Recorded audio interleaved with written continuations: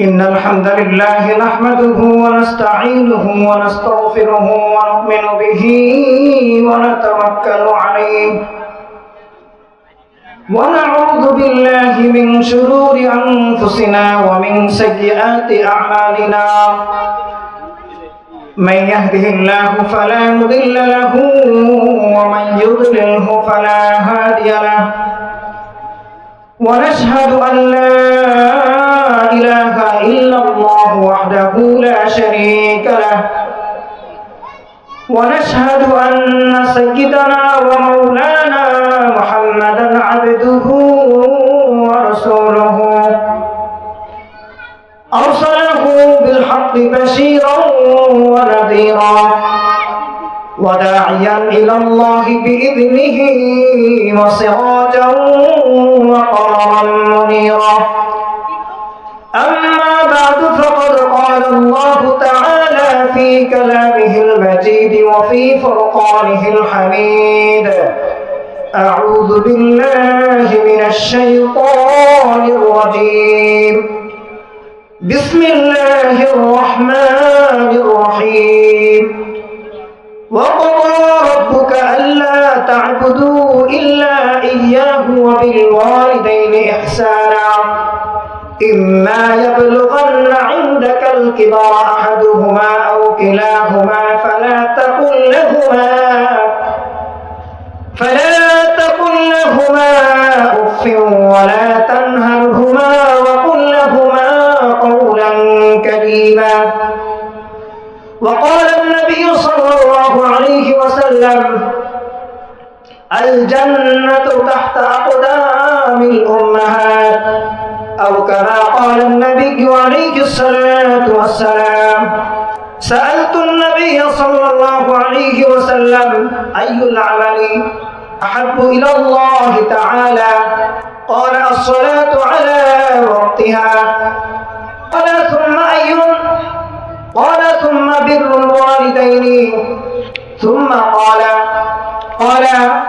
الجهاد في سبيل الله أو كما قال النبي صلى الله عليه وسلم وقال تعالى في شان حبيبه ما كان محمد أبا أحد من رجالكم ولكن رسول الله وخاتم النبيين يا أيها الذين آمنوا صلوا عليه وسلموا تسليما شكر محمد درود شريف اللهم صل على محمد وعلى آل محمد كما صليت على إبراهيم وعلى آل إبراهيم إنك حميد مجيد اللهم بارك على محمد وعلى آل محمد كما باركت على إبراهيم وعلى آل إبراهيم إنك حميد مجيد ذكر قل لا إله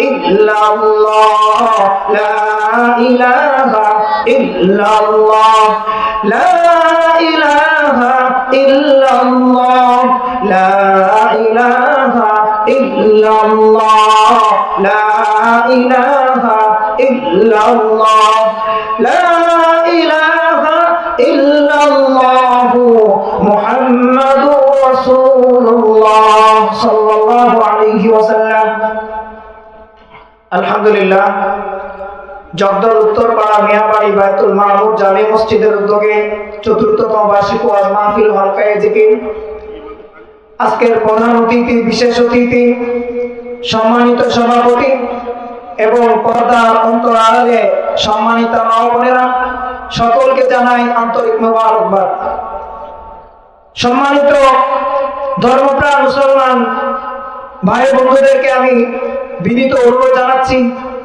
আজকে এখানে মাহফিলের আয়োজন করা হয়েছে আপনারা যারা এখন এদিকে সেদিকে ঘোরাফেরা করছেন মেহেরবানি করে আমরা সকলেই মাহফিলের প্যান্ডেলে চলে আসি জান্নাতের বাগানে চলে আসি সম্মানিত মুসল্লিয়ানে কেরাম সম্মানিত এলাকাবাসী এখানে মাহফিল প্রতিদিন হবে না আজকে এখানে মাহফিলের আয়োজন করা হয়েছে কালকে কিন্তু এখানে মাহফিল থাকবে না কথা বলেন ঠিক কিনা এজন্য দোকানে ঘাটে রাস্তাঘাটে যেখানে সেখানে যারা ঘোরাফেরা করছেন আমি তাদেরকে অনুরোধ করে বলছি আপনারা সকলে মাহফিলের প্যান্ডেলে চলে আসেন। সর্বোপরি শুকরিয়া জ্ঞাপন করি সেই মহান রব্বে কারিমের দরবারে, যে মহান রব্বে কারিম আমাদেরকে অত্যন্ত দয়া করে মায়া করে মহব্বত করে ভালোবেসে এই কোরআনের জলসায় কোরআনের মজলিসে আমাদেরকে বসার তৌফিক দিয়েছেন। চিল্লায় সকলে বলি আলহামদুলিল্লাহ। সম্মানিত হাজিরিন, আল্লাহ পাক রব্বুল আলামিন কালামে পাকের মধ্যে বলতেছেন, যখন আমার কোন বান্দা আমার নিয়ামতে শুকরিয়া জ্ঞাপন করে তখন আমি আমার ওই বান্দা নিয়ামতকে বাড়াই দিই। সকলে বলি সুবহানাল্লাহ। আর যখন আমার বান্দা আমার নিয়ামতে শুকরিয়া আদায় করে না তখন আমি আমার বান্দার থেকে আমার নিয়ামতকে ছিনায় নেই এবং আমার কঠিন আযাব ওই বান্দাদেরকে গ্রাস করে। সকলে বলি নাউযুবিল্লাহ। এজন্য আমরা এখানে আসতে পেরে খুশি না বেজার? একটু চিল্লা বলেন, খুশি না বেজার?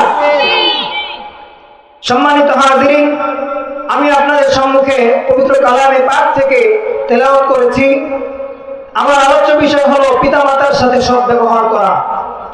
আল্লাহ পাক রব্বুল আলামিন বাবা আদম আলাইহিস সালাম থেকে এই পর্যন্ত অসংখ্য অগণিত কোটি কোটি মিলিয়ন মিলিয়ন মানুষ দুনিয়ার মধ্যে প্রেরণ করেছেন এবং এই মানুষ দুনিয়ার আসার মাধ্যম বানিয়েছেন আমাদের পিতামাতা। কথা বলেন ঠিক কিনা? তো এই পিতামাতার সাথে সৎ ব্যবহার করা, তাদের সাথে আমাদের শিষ্টাচার কেমন হওয়া উচিত, এই বিষয় নিয়ে আমি আপনাদের সম্মুখে কোরআন এবং হাদিসের আলোকে কিঞ্চিত পরিমাণ আলোকপাত করার চেষ্টা করবো। মা তাওফীক ইল্লা বিল্লাহ। আমি আবারও বলছি, এই মাহফিলের মঞ্চ থেকে যারা এখনো ওদিকে সেদিকে ঘোরাফেরা করছেন, মেহেরবানি করে মাহফিলের প্যান্ডেলে চলে আসেন। ইনশাআল্লাহ এখনই আমাদের গুরুত্বপূর্ণ আলোচনা শুরু হতে যাচ্ছে। সম্মানিত হাজিরিন, আল্লাহ পাক রব্বুল আলামিন এই পিতামাতার মাধ্যমে আমাদেরকে দুনিয়ার মধ্যে পাঠাইছেন। এই পিতামাতার মধ্যে আল্লাহ পাক রব্বুল আলামিন দুজনের সংস্পর্শে আল্লাহ পাক রব্বুল আলামিন মায়ের গর্ভে সন্তান দান করেন। এই সন্তান মায়ের পেটে 10 মাস 10 দিন আল্লাহ পাক রব্বুল আলামিন রাখেন এবং এই সন্তানকে মায়ের পেটের মধ্যে আল্লাহ তাআলা লালন পালন করেন। সকলে বলি সুবহানাল্লাহ। ও মুসলমান ইমানদার আল্লাহর গোলাম, আপনি প্রশ্ন করতে পারেন হুজুর কিভাবে আল্লাহ পাক রব্বুল আলামিন এই মায়ের পেটের মধ্যে খাবারের ব্যবস্থা করেন? মুসলমান ইমানদার আল্লাহর গোলাম, আমার আল্লাহ পাক রব্বুল আলামিন পারেন না এমন কোনো কাজ নাই। কথা বলেন ঠিক কিনা? আমার আল্লাহ পাক পারেন না এমন কোনো কাজ আছে? আল্লাহ পাক রব্বুল আলামিন কালামে পাকের মধ্যে ডাক দিয়া বলেন, হে বান্দারা তোমরা শুনে রাখো, আল্লাহু আলা কুল্লি শাইইন কদির। আমার আল্লাহ পাক রব্বুল আলামিন বলেন, হে বান্দারা তোমরা জেনে রাখো, এই আমি আল্লাহ পাক রব্বুল আলামিন সমস্ত জিনিসের উপরে শক্তিমান। সকলে বলি সুবহানাল্লাহ। ও মুসলমান ইমানদার আল্লাহর গোলাম, মায়ের পেটের মধ্যে খাবার দেওয়া তো আল্লাহ পাক রব্বুল আলামিনের জন্য কোনো কঠিন কাজ নয়। এই মায়ের পেটের সাথে আল্লাহ পাক রব্বুল আলামিন মায়ের পেটের মধ্যে নাভির সাথে এই বাচ্চাটাকে সম্পৃক্ত করে দিয়েছেন। মা যা খায় মায়ের পুষ্টি থেকে এই বাচ্চাটাও মায়ের পেটের মধ্যে বড় হতে থাকে। হতে হতে 10 মাস 10 দিন যখন হয়ে যায় তখন আমার আল্লাহ পাক রব্বুল আলামিন এই কুদরতিভাবে মায়ের রেহেম থেকে এই বাচ্চাটাকে দুনিয়ার মধ্যে কি করেন? জন্মগ্রহণ করান। জন্মগ্রহণ করার পরে আমার আল্লাহ পাক রব্বুল আলামিন এই বাচ্চাটাকে বাবা মায়ের সংস্পর্শে আস্তে আস্তে বড় করতে থাকেন। মুসলমান ইমানদার আল্লাহর গোলাম, আমার দয়ার নবী মায়ার নবী এই মা বাবার সম্পর্কে অনেক হাদিস বর্ণনা করেছেন। আমার আল্লাহ পাক রব্বুল আলামিন আয়াতের মধ্যে কালামে পাকের মধ্যে আয়াত নাযিল করেছেন, ওয়া ক্বাদা রাব্বুকা আল্লা তা'বুদু ইল্লা ইয়্যাহু ওয়া বিল ওয়ালিদাইনি ইহসানা। আমার আল্লাহ পাক রব্বুল আলামিন কালামে পাকের মধ্যে বলতেছেন, তোমার পালনকর্তা তোমাকে আদেশ দিচ্ছেন তুমি তার ইবাদত বন্দেগী করবা, ওয়া বিল ওয়ালিদাইনি ইহসানা, এবং তোমার পিতামাতার সাথে সদ্ব্যবহার করবা। মুসলমান ইমানদার আল্লাহর গোলাম, এই মা বাবা কতটা কষ্ট আমার আপনার জন্য করেছেন, কথা বলেন ঠিক কিনা? এই মা বাবার কারণে আমি আজকে দুনিয়ার আলো বাতাস দেখতে পেরেছি। মুসলমান, এই মা বাবার কারণে আমি আজকে আলো বাতাস দেখার সুযোগ আল্লাহ পাক আমাকে আপনাকে দিয়ে রেখেছেন। মুসলমান, এই মা বাবা আল্লাহ পাক রব্বুল আলামিনের পক্ষ থেকে বড় নিয়ামত। আজকে যদি আমি আপনি খেয়াল করে দেখি, আজকে বাড়িতে যাওয়ার পরে কত মানুষের মা নাই, বাবা নাই, ওই মাকে মা বলে ডাক দিতে পারে না, কথা বলেন ঠিক কিনা? মুসলমান, ও মুসলমান, যখন আমি আপনি ছোট ছিলাম, ছোট থাকার সময় বাবা যখন কি করতেন, ওই আড়তে যেতেন, মেলায় যেতেন, আমি বাবাকে বলতাম বাবা আমার জন্য মজা নিয়ে আসো, মাকে বলতাম মা তুমি আমার জন্য খাবারটা রান্না করে দিও। আজকে ওই মাও নাই, ওই বাবাও নাই, ওই মা বাবা দুজনেই কবরবাসী হয়ে গেছে, কথা বলেন ঠিক কিনা? কিন্তু ওই মায়ের জন্য আমার কি একটু মনে পড়ে না রে বাবা? ও মুসলমান ইমানদার আল্লাহর গোলাম, এই জন্য আল্লাহ পাক রব্বুল আলামিন কালামে পাকের মধ্যে বলতেছেন, যখন আল্লাহ পাক রব্বুল আলামিন বলেন সর্বপ্রথম আমি তোমাদেরকে আদেশ করলাম তোমরা তোমাদের রবের ইবাদত বন্দেগী করবা, রবের হুকুম পালন করবা। এরপর আল্লাহ পাক রব্বুল আলামিন বলতেছেন ওয়াবিল ওয়ালিদাইনি ইহসানা, পিতামাতার সাথে সদ্ব্যবহার করবা। ইম্মা ইয়াবলুগান্না ইনদাকাল কিবারা আহাদুহুমা আও কিলাহুমা ফালা তাকুল লাহুমা উফফিন ওয়া লা তানহারহুমা ওয়া কুল লাহুমা কাওলান কারীমা। মুসলমান ইমানদার আল্লাহর গোলাম, এরপরে আমার আল্লাহ পাক রব্বুল আলামিন বলতেছেন তাদের মধ্যে কেউ অথবা উভয় যদি তোমার জীবদ্দশায় বার্ধক্যে উপনীত হয়, অর্থাৎ আল্লাহ পাক রব্বুল আলামিন বলতেছেন তোমার জীবদ্দশায় যদি তোমার বাবা মা উভয় অথবা একজন বার্ধক্যে মুরব্বী হয়ে যায়, বৃদ্ধ হয়ে যায়, তাহলে কি করবা? তোমরা তাদেরকে পরিমাণ কষ্ট দিও না মুসলমান। এরপরে আল্লাহ পাক রব্বুল আলামিন বলতেছেন ফাকুল লাহুমা কাওলান কারীমা ফালা তাকুল লাহুমা উফিন, তাদেরকে ধমক দিয়ে কথা বলো না। এবং আল্লাহ পাক রব্বুল আলামিন বলতেছেন ওয়াকুল লাহুমা কাওলান কারীমা, এবং তাদের সামনে ভালোবাসার সাথে কথা বলবা, নরম স্বরে কথা বলবা। মুসলমান, আজকে আমি আমার মায়ের সঙ্গে কথা বলতে গেলে, আপনি আপনার মায়ের সঙ্গে কথা বলতে গেলে ঝাড়ি দিয়ে কথা বলি, কথা বলেন ঠিক কিনা? মাকে গালিগালাজ করি। ও মুসলমান ইমানদার আল্লাহর গোলাম, এই মা নামক নিয়ামত, এই বাবা নামক নিয়ামত যদি আল্লাহ পাক রব্বুল আলামিন আমার আপনার থেকে ছিনায় নেন, তাহলে এই মা বাবাকে আমি আপনি কোটি টাকা দিয়েও কিনে নিতে পারবো না, কথা বলেন ঠিক কিনা? এই মুসলমান, আজকে আমি আপনি মা বাবাকে পেয়ে মা বাবার সাথে খারাপ ব্যবহার করি। এই জন্য আল্লাহ পাক রব্বুল আলামিনের রাসূল কালামে পাক রাসূলে কারীম সাল্লাল্লাহু আলাইহি ওয়াসাল্লাম হাদিসের মধ্যে বলেন হুমা জান্নাতুকা ওয়া নারুকা, তারাই তোমার জান্নাত, তারাই তোমার জাহান্নাম। মুসলমান ইমানদার আল্লাহর গোলাম, আজকে যদি আপনি প্রশ্ন করতে পারেন যে হুজুর কিভাবে জান্নাত আর কিভাবে জাহান্নাম, আজকে যদি আপনি আপনার মায়ের সঙ্গে ভালো ব্যবহার করেন, বাবার সঙ্গে ভালো ব্যবহার করেন, তাহলে আপনার মা আপনার বাবা আপনাকে দোয়া দিলে আপনি এই দোয়ার বদৌলতে জান্নাতে যাবেন। সকলে বলি আল্লাহু আকবার। মুসলমান, আওয়াজ নাই, আওয়াজ দিতে হবে। এই মাহফিলের প্যান্ডেল থেকে এই বয়ান শুনে যেন এই রাস্তাঘাটে যত মানুষ আছে আপনাদের আওয়াজ শুনে এখানে চলে আসবে। চিল্লায় বলেন আল্লাহু আকবার। মুসলমান ইমানদার আল্লাহর গোলাম, ও মুসলমান ইমানদার আল্লাহর গোলাম, আমার দয়ার নবী মায়ের নবীর কাছে একজন সাহাবী প্রশ্ন করেছেন ইয়া রাসূলুল্লাহ, আমার হক কার উপর বেশি, মায়ের উপরে না বাবার উপরে? রাসূল বললেন তোমার মায়ের উপরে। সাহাবী আবার প্রশ্ন করলেন কার উপরে আমার হক বেশি? রাসূল বললেন তোমার মায়ের উপরে।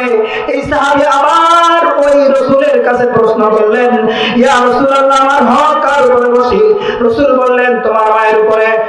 এরপরে সাহাবী আবার প্রশ্ন করার পরে বলেন ইয়া রাসূলুল্লাহ, কার উপরে আমার হক বেশি? রাসূল চতুর্থবার বললেন তোমার বাবার হক। মুসলমান, আমার আপনার মা আমার আপনার জন্য যত কষ্ট করেছেন, বাবারা কষ্ট করেন নাই বিষয়টা এমন না, কিন্তু আমার আপনার মা বাবার তুলনায় বেশি কষ্ট করেছেন, কথা বলেন ঠিক কিনা? আমাদের যে সমস্ত মা বোনেরা আছেন তারা বুঝতে পারবেন, একজন সন্তান যখন তার গর্ভে ধারণ করার পরে বুঝতে পারেন এই সন্তানের যন্ত্রণা, ব্যথা কতটা বেশি। মেডিকেল সায়েন্স পড়ে এই ব্যথা যদি কোনো পুরুষের হতো, পুরুষ অজ্ঞান হার্ট ফেল করে মারা যেত। সেই কষ্ট আমার আপনার মাকে আল্লাহ পাক রব্বুল আলামিন দিয়ে আমাকে আপনাকে এই দুনিয়ার আলো বাতাস দেখিয়েছেন। সকলে বলি সুবহানাল্লাহ। এর জন্য মায়ের সাথে খারাপ ব্যবহার করা যাবে ভাই? কথা বলেন না কেন? কথা বল, কোন বাবার সাথে কথা বলা যাবে? আজকে দুঃখজনক বিষয়, আল্লাহ পাক রব্বুল আলামিন আমাদেরকে মা বাবা নামক নিয়ামত দিয়েছেন, তারপরেও আমরা দেখতে পাই আমাদের রাষ্ট্রের মধ্যে, আমাদের দেশের মধ্যে, আমাদের জেলার মধ্যে, আমাদের ইউনিয়নের মধ্যে বিভিন্ন জায়গায় বৃদ্ধাশ্রম তৈরি হইতেছে। কথা বলেন ঠিক কিনা মুসলমান? একজন সন্তানকে যখন বাবা মা লালন পালন করে বড় করেন, বড় করার পরে দেখা যায় যখন এই বাবা মা বৃদ্ধ বয়সে উপনীত হয়ে যায়, তখন এই বাবা মার খোঁজ খবর নেয় না। এরকম হতভাগা ছেলে মেয়ে আছে কি নাই বলেন ভাই? একটু আওয়াজ দিবেন, বলেন আছে কি নাই? তো এই বাবা মার বর্তমান যদি একবার লেগে যায়, তাহলে এই সন্তানের অবস্থা কি হবে বলেন? সম্মানিত হাজিরিন, আপনারা হয়তো বা মনে করতে পারেন আমি এলাকার সন্তান, এর ওয়াজ আমি কি শুনবো? এটা আপনারা অনেকেই মনে করে দোকানঘাটে আছেন, যেহেতু বাড়ির ছেলে, এর ওয়াজ আমি কি শুনবো? অনেকেই এটা মনে করে এখান থেকে চলে গেছেন। বিষয়টা আমি বুঝতে পারছি, সমস্যা নাই। কোরআন হাদিসের কথা যেই বলুক শুনতে হবে। কথা বলেন ঠিক কিনা? এখানে যদি 5 জন মানুষ থাকে, এই 5 জনের মধ্যে যদি একজন আমল করে, এটাই আমার জন্য কল্যাণকর বিষয়। আমার এত মানুষের ওয়াজ শোনার দরকার নাই। একজন যদি আমার কথা শুনে আমার কথার উপর আমল করে, এটাই আমার নাজাতের ওসিলা হবে। সকলে বলি আল্লাহু আকবার। ও মুসলমান ইমানদার, আল্লাহর কোরআন একটু খেয়াল দিয়ে শুনবেন। দয়ার নবী মায়ার নবী যখন দুনিয়া থেকে ইন্তেকাল করে চলে যান, তখন খলিফাতুল মুসলিমিন হযরত ওমর রাদিয়াল্লাহু তাআলা আনহুকে ওসিয়ত করে গেলেন, হে ওমর, অমুক গ্রামে আমার একজন উম্মত আছে, যার নাম ওয়াইস করণী। এই মদিনার মধ্যে ওই ইয়ামানের ওয়াইস করণ নামক গ্রাম থেকে কাফেলা আসবে। এই ওয়াইস করণীকে আপনি খুঁজে তার দ্বারা দোয়া করাবেন। রাসূল সাল্লাল্লাহু আলাইহি ওয়াসাল্লাম খলিফাতুল মুসলিমিনকে কি করেছেন? ওসিয়ত করে গিয়েছেন। এই ওয়াইস করণী কেমন মানুষ ছিল মুসলমান? একটু খেয়াল দিয়ে শুনবেন। একজন মানুষ ঈমান অবস্থায় এবং ঈমান অবস্থায় যদি রাসূলকে দেখেন, তাহলে সে সাহাবী। বলেন কি? সাহাবী। তো এই ওয়াইস করণী তিনি রাসূলকে দেখেন নাই, কিন্তু রাসূলের রিসালাতের উপরে, রাসূলের এই ধর্মের উপরে এই ওয়াইস করণী ঈমান এনেছিলেন। তো রাসূলের কাছে বার্তা প্রেরণ করলেন, ইয়া রাসূলুল্লাহ, আমি আপনার সঙ্গে আপনার জিয়ারত করতে চাই, আপনার সঙ্গে দেখা করতে চাই। তো রাসূল বললেন, ওয়াইস করণী বলতেছেন, কিন্তু রাসূল সাল্লাল্লাহু আলাইহি ওয়াসাল্লাম, আমার একটা প্রতিবন্ধকতা হলো আমার মা অসুস্থ, আর আমার মায়ের খেদমত আমার দায়িত্বে। এখন আমি কি করতে পারি? ওয়াইস করণী বলতেছেন এই ঘটনা বলার পরে রাসূল বলতেছেন, তোমার এখানে আসার কোনো প্রয়োজন আমি মনে করি না। তুমি তোমার মায়ের খেদমত করো, এটাই তোমার জন্য কল্যাণকর বিষয়। একজন সাহাবীর যে মর্যাদা, হাজার হাজার ওলিকে এক পাল্লায় দিবেন, আর একজন সাহাবীকে আরেক পাল্লায় দিবেন। হাজার হাজার ওলির পাল্লা থেকে এই সাহাবীর পাল্লা ভারী হয়ে যাবে। সকলে বলি সুবহানাল্লাহ। ও মুসলমান ইমানদার, আল্লাহর গোলাম, এই ওয়াইস করণী ইয়ামেনের করণ নামক স্থানে তার জন্ম। এই জন্য তার নামের শেষে করণী ব্যবহার করা হয়। রাসূলের কাছে যখন বার্তা প্রেরণ করলেন, ইয়া রাসূলুল্লাহ, আপনার সঙ্গে আমি দেখা করতে চাই, কিন্তু আমার মা অসুস্থ, আমি তো আপনার সঙ্গে দেখা করতে পারবো না। তখন রাসূল বললেন, তোমার আমার কাছে আসার কোনো প্রয়োজন নাই, তুমি তোমার মায়ের খেদমত করো, তোমার মায়ের সেবা যত্ন করো। রাসূল সাল্লাল্লাহু আলাইহি ওয়াসাল্লাম এই কথা বলার পরে তিনি আর রাসূলের কাছে আসেন নাই, তিনি তার মায়ের খেদমত করা শুরু করলেন। রাসূল সাল্লাল্লাহু আলাইহি ওয়াসাল্লাম যখন দুনিয়া থেকে বিদায় নিয়ে যাচ্ছিলেন, তখন খলিফাতুল মুসলিমিন হযরত ওমর রাদিয়াল্লাহু তাআলা আনহুকে ওসিয়ত করে গেলেন, হে ওমর, যখন খলিফাতুল মুসলিমিন ওমর যখন আমি ইন্তেকাল করে দুনিয়া থেকে বিদায় নিয়ে চলে যাব, তখন তুমি ওয়াইস করুন নামক থেকে ওয়াইস করুন নামে একজন ব্যক্তি করুন নামক স্থান থেকে ওয়াইস করুন নামক একজন ব্যক্তি আসবেন, তার দ্বারা তুমি তোমার জন্য দোয়া করে নিও। এবার খলিফাতুল মুসলিমিন হযরত ওমর রাদিয়াল্লাহু তাআলা আনহু মদিনার বিভিন্ন কাফেলা খুঁজতে থাকেন, যে দেখি ওই ইয়ামেন থেকে ওই কাফেলা আসছে কিনা। খুঁজতে খুঁজতে ওই ওয়াইস করুনকে তিনি পেয়ে গেলেন। পেয়ে যাওয়ার পরে পুরো ঘটনা তিনি রাসূল খলিফাতুল মুসলিমিন হযরত ওয়াইস করুনকে শোনালেন। শোনানোর পরে তিনি রাসূলের এই ওসিয়তের উপরে সন্তুষ্ট হয়ে তার চোখ দিয়ে টপ টপ করে পানি পড়তে শুরু করেন। সকলে বলি সুবহানাল্লাহ। ও মুসলমান ইমানদার আল্লাহর গোলাম, আমার দয়ার নবী মায়ার নবী কত সুন্দর করে এই উম্মতের জন্য বার্তা দিয়ে গিয়েছেন, মেসেজ দিয়ে গিয়েছেন, কিন্তু আজকে আমরা সেই রাসূলের আদর্শ থেকে বাইরে চলে গিয়েছি। কথা বলেন ঠিক কিনা? আজকে যদি আমার আপনার মধ্যে রাসূলের আদর্শ থাকতো, তাহলে এখানে মাহফিল হচ্ছে আর ওখানে ওই দোকানের মধ্যে ওই মানুষগুলো আকাম পোকামের মধ্যে লিপ্ত থাকতো না। কথা বলেন ঠিক কিনা? হয়তোবা এখানে যারা আসছে বেশিরভাগই আকাম করার জন্য আসে, দোকানে যারা আসছে আমি মনে করি এরা মাহফিল শুনতে আসে নাই, এরা আকাম করতে আসছে।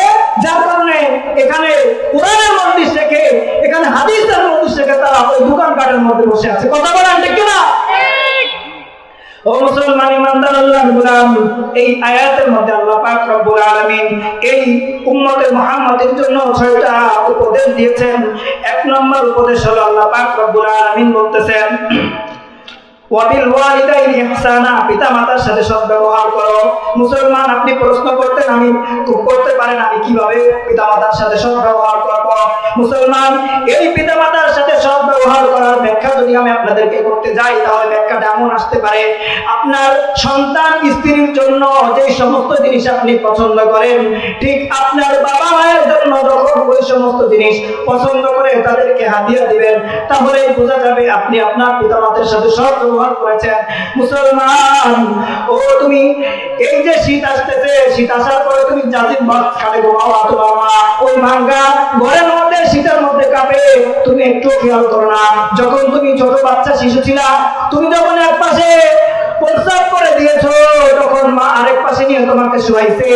যখন তুমি আরেক পাশে প্রস্রাব করে দিয়েছো, তখন মা জায়গা না পেয়ে মা নিজে ওই ভিজা জায়গায় ঘুমাইছে আর তোমাকে ওই শুকনা জায়গায় দিছে। মুসলমান, আজকে তুমি কিভাবে পারো ওই মাকে এত কষ্ট দিতে? ও মুসলমান, আজকে এই মাহফিল থেকে আপনাদেরকে একটা সবক আমি দিতে চাই। মুসলমান, আজকে আমাদের অনেকের বাবা মা এই কবরের মধ্যে চলে গেছে, মাকে মা বলে ডাকতে পারে না, বাবাকে বাবা বলে ডাকতে পারে না। এই মা নামের কত মা যে কত আরামের একটা নাম, কত মুগ্ধতার একটা নাম। মাকে মা বলে ডাকে না, বাবাকে বাবা বলে ডাকতে পারে না। এখন আপনি মাহফিলের প্যান্ডেল থেকে যখন বাড়িতে যাবেন, বাড়িতে যাওয়ার পরে দেখা যাবে ওই মায়ের ঘরটা খালি। আপনি মাহফিল থেকে একটা জিলাপি নিয়ে যাবেন, মাকে হাতিয়া দিবেন, কিন্তু সেই মা আর দুনিয়ার মধ্যে নাই। সেই মা তো ওই মালিকের দরবারে চলে গেছেন। ওই মালিকের দরবারে আল্লাহ পাক রব্বুল আলামিন আগেই তাকে ডাক দিয়ে নিয়ে চলে গেছেন। মুসলমান, এই জন্য মাকে মা বলে যদি ডাক দিতে না পারেন, তাহলে যেই সমস্ত মা এখনো জীবিত আছেন তাদের সঙ্গে কোনোভাবে খারাপ ব্যবহার করা যাবে না। কথা বলেন ঠিক কিনা?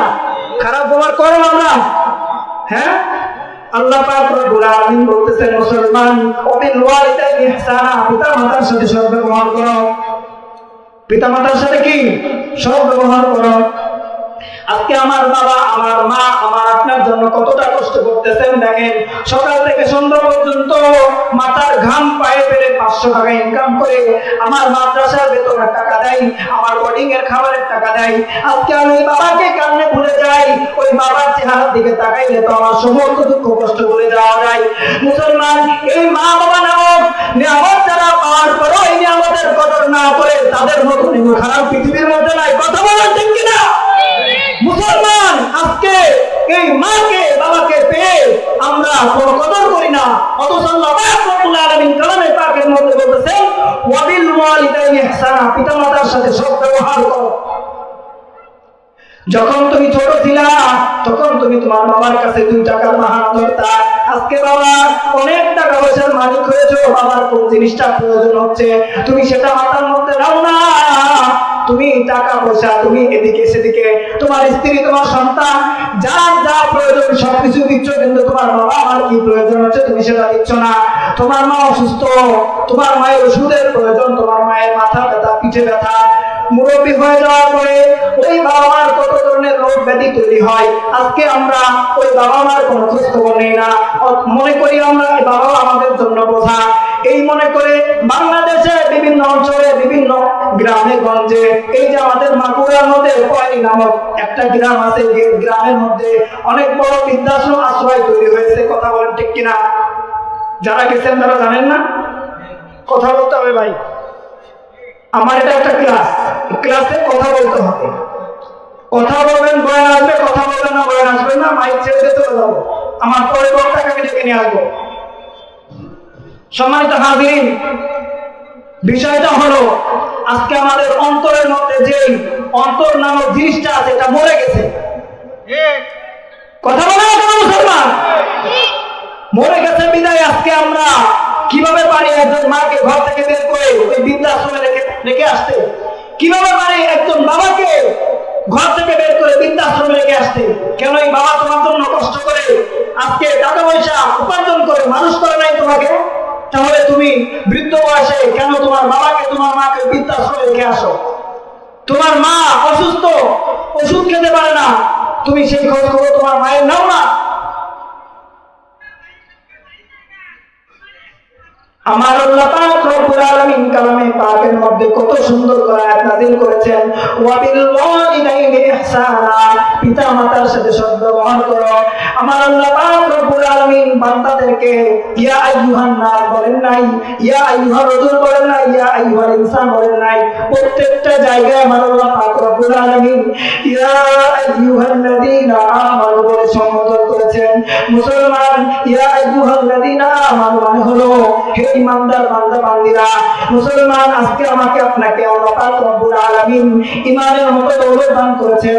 ঈমানের মতো এত সুন্দর জিনিস আমাকে আপনাকে দান করার পরে, মুসলমান বানানোর পরে আল্লাহ পাক রব্বুল আলামিন বলতেছেন, ওয়া ক্বাদা রাব্বুকা আল্লা তা'বুদু ইল্লা ইয়্যাহু ওয়া বিল ওয়ালিদাইনি ইহসানা।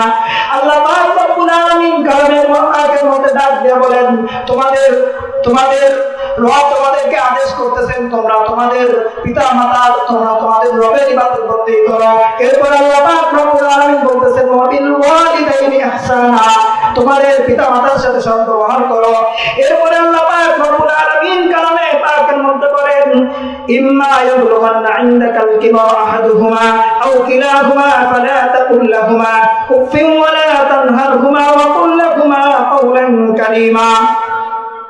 তাদের মধ্যে কেউ অথবা উভয় যদি তোমার জীবন দশায়, তোমার জীবনে যদি বার্ধক্যে উপনীত হয়, তবে তাদেরকে উপ শব্দটি বলিও না।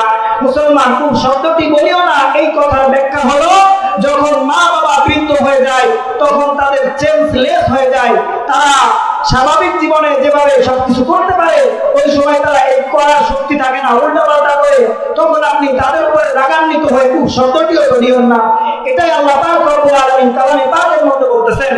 এরপর আল্লাহ পাক রব্বুল আলামিন বলতেছেন, ফালা তাকুল লাহুমা উফফিন ওয়া লা তানহারহুমা ওয়া কুল লাহুমা কাওলান কারীমা, এবং তাদেরকে কথা বলার সময় ধমক দিও না, এবং বলো তাদেরকে শিষ্টাচারপূর্ণ কথা, তাদের সামনে ভালোবাসার সাথে নম্রভাবে কথা বলো। বড় হয়ে এরপরে আল্লাহ পাক রব্বুল আলামিন বাবা মা যখন দুনিয়া থেকে বিদায় নিয়ে চলে যাবেন, ও মুসলমান, কিভাবে এই বাবা মা জন্য আপনি দোয়া করবেন, সেই দোয়া আমার আল্লাহ পাক রব্বুল আলামিন কালামে পাকের মধ্যে জানাই দিয়েছেন, ওয়া কুর রাব্বির হামহুমা কামা রাব্বায়ানি সগীরা। সকলে বলি সুবহানাল্লাহ। মুসলমান, আমি আপনি যখন আমার মা বাবাকে হারায় ফেলবো, তখন তাদের জন্য আমার আপনার কিছু করার থাকবে না। তখন আমি আপনি একটা জিনিস আমার মা বাবার জন্য করতে পারবো, সেটা হলো দোয়া।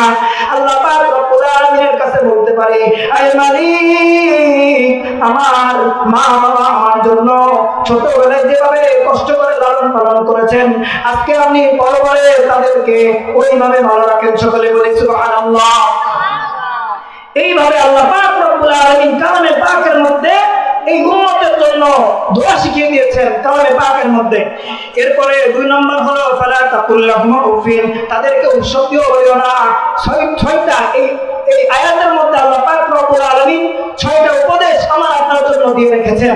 1 নম্বর হলো বিল ওয়ালিদাইনি ইহসানা, 2 নম্বর হলো ফালা তাকুল লাহুমা উফিন, তাদেরকে উফ শব্দটিও বলিও না।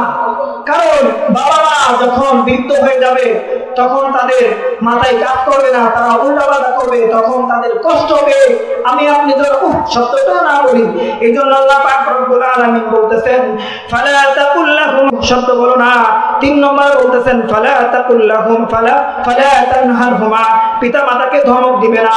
মুসলমান, আপনার রাগ আপনার স্ত্রীর সঙ্গে আপনি ঝগড়া করেছেন, সেই রাগ আপনার মায়ের উপরে ঝাড়ি দেন, কথা বলেন ঠিক কিনা? এরকম কুলাঙ্গার সন্তান আছে কি নাই? এই মুসলমান আওয়াজ তোলেন, এরকম সন্তান আমাদের সমাজে অহরহ আছে। যার কারণেই তো আল্লাহ পাক রব্বুল আলামিন কালামে পাকের মধ্যে আয়াত নাযিল করেছেন। আল্লাহ পাক রব্বুল আলামিন বলতেছেন ফালা তানহারহুমা, তোমাদের পিতামাতাকে তোমরা ধমক দিও না, ধমক দিয়ে পিতামাতার সঙ্গে কথা বলো না। 4 নম্বরে আল্লাহ পাক রব্বুল আলামিন বলতেছেন ওয়া কুল লাহুমা কাওলান কারীমা, যখন তাদের সঙ্গে কথা বলবা, যখন তাদের সঙ্গে ব্যবহার করবা, তখন নরম ভাবে কথা বলবা, দয়া সুরে কথা বলবা, আম্মু আব্বু বলে ডাক দিবা। তারা যতই কষ্ট তোমাকে দিক না কেন, এই কষ্ট প্রকাশ করা যাবে না। এই কষ্ট যদি তুমি, আল্লাহ পাক রব্বুল আলামিন তোমাকে নেতিবাচক ভাবে নিষেধ করে দিয়েছেন, এখানে নাহি শব্দ আল্লাহ পাক রব্বুল আলামিন ব্যবহার করেছেন, তোমরা এই কাজ করো না। ফালা তাকুল লাহুমা উফিন, তোমরা উফ শব্দটি বলিও না। এই উফ শব্দটি বলার জন্য আল্লাহ পাক রব্বুল আলামিন নিষেধ করেছেন। এরপর আল্লাহ পাক রব্বুল আলামিন বলতেছেন যখন তোমরা মাতা পিতার সঙ্গে কথা বলবা ফালা তানহারহুমা, তখন তোমরা তাদেরকে ধমক দিয়ে কথা বলবা না, ঝাড়ি দিয়ে কথা বলবা না, নরম ভাবে কথা বলবা। যখন তারা, যদিও তোমার মনের মধ্যে কষ্ট অনুভব হয়, তারপরেও উফ শব্দটিও বলবা না, চুপচাপ করে ধৈর্য ধারণ করবা। কারণ তুমি এর থেকে 14 গুণ বেশি কষ্ট তোমার মাকে ওই ছোট্টবেলায় দিয়েছো, কথা বলেন ঠিক কিনা? এই মুসলমান আওয়াজ দেন না, কোনো দেন নাই? হ্যাঁ, আমি দেই নাই, আপনি দেন নাই, সবাই দিছে। না দিলে আমি আপনি তো কান্না না করলে আমার মা আমাকে দুধ দিত। হ্যাঁ, কত কষ্ট আমার মাকে আমি দিছি। আমি যখন ঘুমাইছি, ঘুমের মধ্যে প্রস্রাব করে দিছি, আমার মা, হ্যাঁ, এক পাশ থেকে ও পাশ, ও পাশ থেকে এই পাশ করতে করতে আমার মা ভিজা জায়গায় ঘুমাইছে, আপনাকে আমাকে বুকের মধ্যে করে জড়ায় ধরে ঘুমাইছে শীতের মধ্যে, কথা বলেন ঠিক কিনা? এই জন্য মায়ের সঙ্গে খারাপ ব্যবহার করবো, কে হাত তুলে আল্লাহকে দেখান। বাবার সঙ্গে, মায়ের সঙ্গে খারাপ ব্যবহার করবেন? মায়ের সঙ্গে কোনোভাবে খারাপ ব্যবহার করা যাবে না। 5 নম্বরে আল্লাহ পাক রব্বুল আলামিন কালামে পাকের মধ্যে বলতেছেন ওয়াকফিদ লাহুমা জানাহাদ দুল্লি মিনার রাহমাতি, যখন তোমরা পিতামাতার জন্য নিজ নিজ পাখা নম্রতা সহকারে নত করে দিবা। আল্লাহ পাক রব্বুল আলামিন বলতেছেন যখন তোমরা মাতা পিতার সামনে যাবা, তখন নম্রতার সঙ্গে তোমাদের মাথা নত করে দিবা। এরপরে আল্লাহ পাক রব্বুল আলামিন কালামে পাকের মধ্যে বলেন ওয়াকুর রাব্বির হামহুমা কামা রাব্বায়ানি সগীরা। আল্লাহ পাক রব্বুল আলামিন এই উম্মতের জন্য দোয়া শিখিয়ে দিয়েছেন, যখন তোমাদের পিতামাতা দুনিয়া থেকে বিদায় নিয়ে চলে যাবেন, তাদের সঙ্গে তোমাদের আর সম্পর্ক থাকবে না, তারা পরপারে চলে যাবে, তখন তোমাদের একটা কাজ তোমরা করতে পারবা, ওই বাবা মায়ের পক্ষ থেকে তোমরা সদকা দিতে পারবা। সদকায়ে জারিয়ার জন্য তোমরা কিছু টাকা পয়সা আল্লাহর রাস্তায় ব্যয় করতে পারবা। আর ওই বাবা মার জন্য আল্লাহ পাক রব্বুল আলামিনের দরবারে হাত তুলে বলবা ওয়াকুর রাব্বির হামহুমা কামা রাব্বায়ানি সগীরা। হে আল্লাহ, আপনি আমার বাবা মাকে ওইভাবে ভালো রাখুন যেভাবে তারা আমাকে ছোটবেলায়, আমাকে আপনাকে ছোটবেলায়। আল্লাহ পাক রব্বুল আলামিনের কাছে বলতে হবে হে আল্লাহ, আপনি আমার বাবা মাকে সেভাবে ভালো রাখুন যেভাবে আমাকে ছোটবেলায় তারা লালন পালন করেছেন। মুসলমান, আজকে আমি আপনি মা বাবার সাথে খারাপ ব্যবহার করি, মা বাবাকে ধমক দিয়ে কথা বলি, মা বাবাকে মনে কষ্ট দেই। মুসলমান, একটা ঘটনা আপনাদেরকে শোনাই। হযরত আবু হুরায়রা রাদিয়াল্লাহু তাআলা আনহু অনেক বড় হাদিস বর্ণনা করেছেন। বনি ইসরাইলের একটা ঘটনা। বনি ইসরাইলের মধ্যে এমন একটা লোক ছিল, জাওয়াদ নাম ছিল। এই ব্যক্তি সংসার ধর্ম বাদ দিয়ে সে আল্লাহ তাআলার ধ্যানের মধ্যে মগ্ন থাকত। তো একজন মহিলা ওই দরবেশের ঘরের মধ্যে আসা যাওয়া করতো। সে মহিলা অন্য কেউ ছিল না, সে ছিল তার মা। তো এই ব্যক্তি সারাদিন রাত আল্লাহ পাক রব্বুল আলামিনের ইবাদত বন্দেগী করত। একদিন সে নামাজের মধ্যে দাঁড়াইছে, দাঁড়ানোর পরে তার মা তাকে ডাক দিছে। ডাক দেওয়ার পরে একবার, দুইবার, তিনবার ডাক দিছে, ডাকে সাড়া দেয় নাই। তখন তার মা ওই সন্তানের উপর রাগান্বিত হয়ে বলছে, আল্লাহ পাক রব্বুল আলামিন যেন তোর মরণের আগে তোকে বেশ্যা মহিলার সম্মুখীন করে। সকল বলি নাউযুবিল্লাহ। মা বদদুয়া দিছেন, মা ডাক দিছেন, ডাকে সাড়া দেয় নাই। তখন এই ব্যক্তি এমন একটা পরিস্থিতির সম্মুখীন হয়েছে যে বাস্তবিকই বেশ্যা মহিলার সম্মুখীন আল্লাহ পাক রব্বুল আলামিন তাকে করছেন। কিভাবে? মনে করেন যে ওই এলাকার মধ্যে একজন মহিলা ছিল যার পেটে একটা অবৈধ সন্তান ছিল। তখন এই অবৈধ সন্তান যে মহিলার পেটের মধ্যে ছিল, সে ওই এলাকার যেই বাচ্চা ছিল তার দরবারে মহিলাকে ধরে নিয়ে গেছে। সবাই নিয়ে যাওয়ার পরে বলতেছে যে এই পেটের সন্তান অমুক দরবেশের। তখন মানুষটা আশ্চর্য হয়ে গেল, কিভাবে সম্ভব যে সারাদিন রাত আল্লাহ পাক রব্বুল আলামিনের ধ্যানের মধ্যে মগ্ন থাকে, সারাদিন রাত ইবাদত বন্দেগী করে, তার দ্বারা এরকম নেককারজনক কাজ হতেই পারে না, কেউ বিশ্বাসই করতে পারে না। সর্বশেষ বাচ্চার দরবারে যেই সমস্ত লোকজন থাকে, প্রজারা থাকে, তারা ওই দরবেশের যেই আস্তানা ছিল ভেঙে গুরমার করে দিছে এবং দরবেশকে তুলে নিয়ে আসছে বাচ্চার দরবারে। তখন বলতেছেন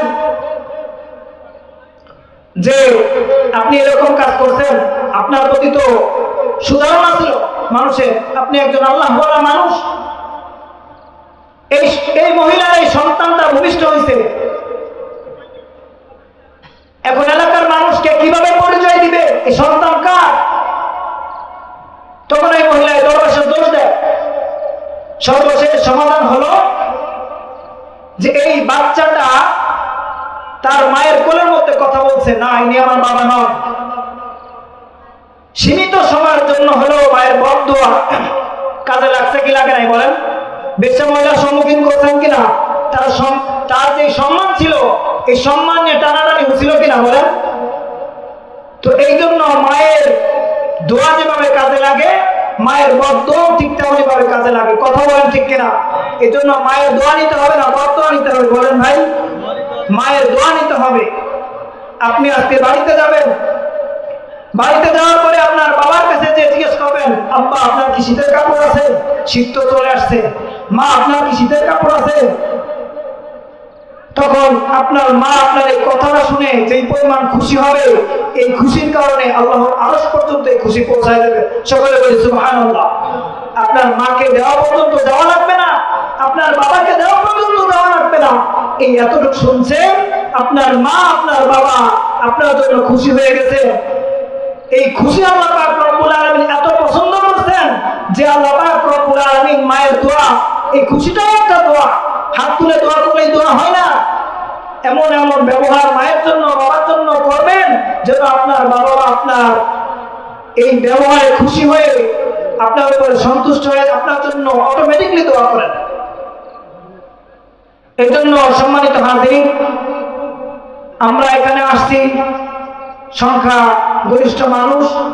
এখান থেকে দুই চারটা কথার উপরে আমি আপনি যদি আমল করে কবরে যেতে পারি, এটাই আমার আপনার জন্য পাতেল হবে। কথা বলেন ঠিক কিনা? মাহফিল কিন্তু প্রতিদিন বিভিন্ন অঞ্চলে হয়, বিভিন্ন জায়গায় হয়।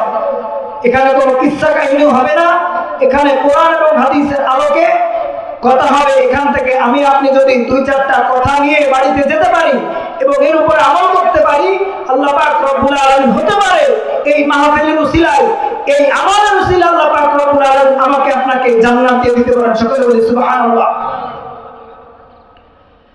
ও মুসলমান ইমানদার আল্লাহর গোলাম, আমার আল্লাহ পাক রব্বুল আলামিন কতটা মেহেরবান আপনি যদি খেয়াল করেন তাহলে বুঝতে পারবেন।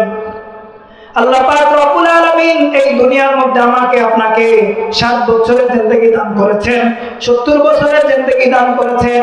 এই 7 বছর 70 বছর এই জিন্দেগির মধ্যে আল্লাহ পাক রব্বুল আলামিন আমাকে আপনাকে একটা জীবন দান করেছেন।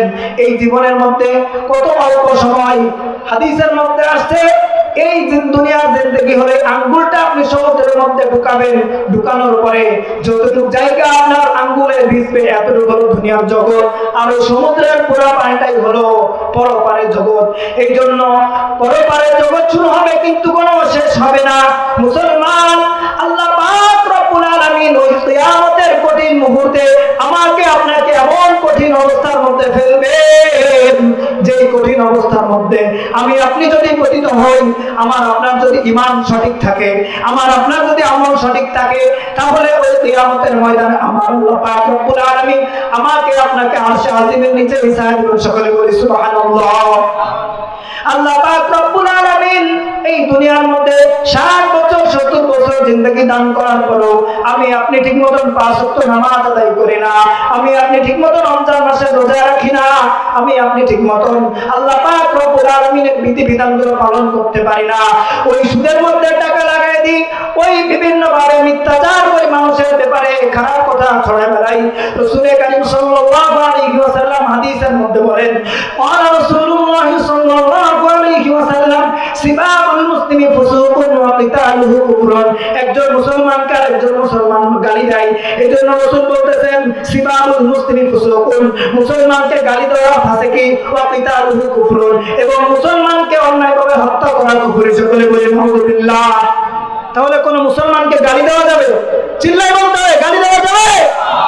তাহলে কোন মুসলমানকে গালি দেওয়া যাবে না, কোন মুসলমানের ব্যাপারে কোন ধরনের মিথ্যাচার করা যাবে না, এটা একটা জুলুম।